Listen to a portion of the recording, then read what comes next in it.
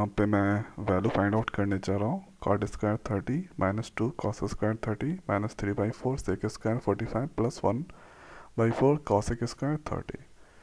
तो इसको हम लिख सकते हैं कॉट 30 का होल स्क्वायर -2 कॉस 30 का होल स्क्वायर -3/4 सेक 45 का होल स्क्वायर 1/4 कॉसेक 30 का होल स्क्वायर। उसके बाद कॉट 30 का वैल्यू होता है यहाँ पे कॉट 30 होता है √3। तो ये √3 का होल स्क्वायर। उसके बाद कॉस 30 का वैल्यू होता है √3/2, 2 इंटू √3/2 का होल स्क्वायर -3/4। उसके बाद यहाँ पे सेक 45 होता है √2, तो ये √2 का होल स्क्वायर। उसके बाद 1/4 कॉसेक 30 होता है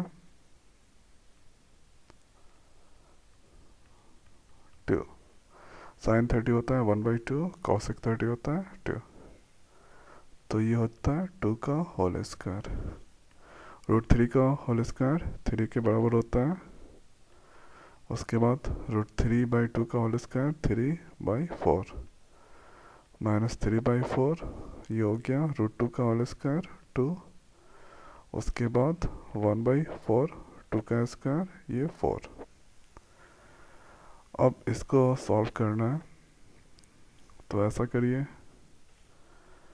कि अभी काट वगैरह नहीं करते हैं कट यहाँ पे 3 इंटू और 2 इंटू 3 होता है ये 6/4।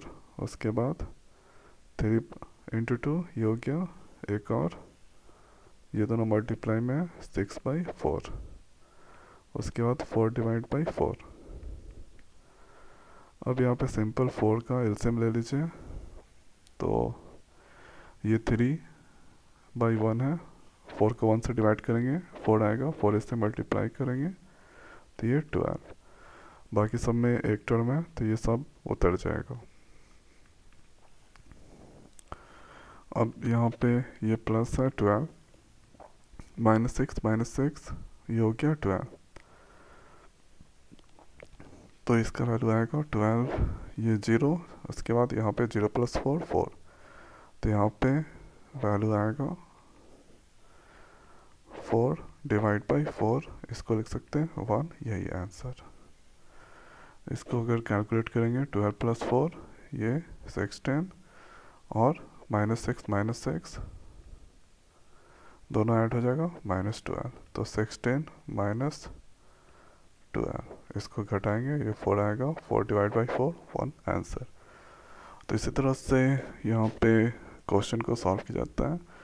तो ये पीरियोडिक टेबल जो होता है ट्रिग्नोमेट्रिक टेबल, इसको याद करना बहुत ज़रूरी है। यहाँ पे कॉसेक 30 था ये 2 होता है, और उसके बाद यहाँ पे 45 √2।